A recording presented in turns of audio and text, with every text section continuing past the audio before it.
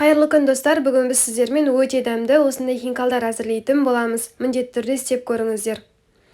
Ұнымызға тұзымызды және де майонезді салатын боламыз. Майонездің орнына жұмыртқа салсаңыздар да болады. Толық мөлшері описаниеда көрсетілген. Енді су қосып қолға жабыспайтын қамыр илейміз және 10-15 минутқа тынықтыруға қоятын боламыз. Бұл уақытта салмасын әзірлейміз. Етті осылай турасаңыздар да болады, ұсақтап немесе фарш сатып алсаңыздар болады дайын. Міне осылай ұсақтап бөлшектерге бөліп қоямыз және де осылай илейтін боламыз.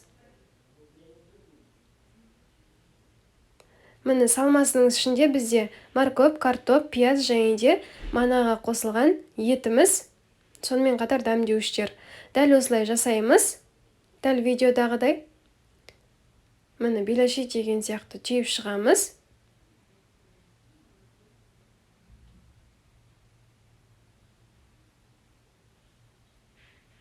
Ұшын жабыстырамыз және де осылай кесіп алып тастаймыз. Міне осындай әдемі болып шығады. Енді дәл осылай жасаймыз.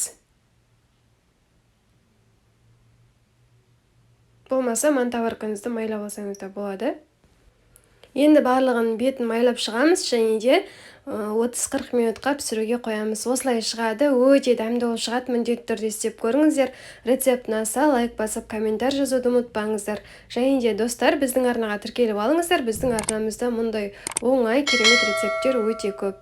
Сонымен қатар достар, біздің магазинімізге тіркелуді ұмытпаңыздар. Бағалары өте тиімді, качествосы жоғары, мужской және де парный киімдерді Нурин Уральск магазинінен таба аласыздар. Қазіргі уақытта өте керемет конкурс ұйымдастырылып жатыр. Қатысып, жүлделі болыңыздар.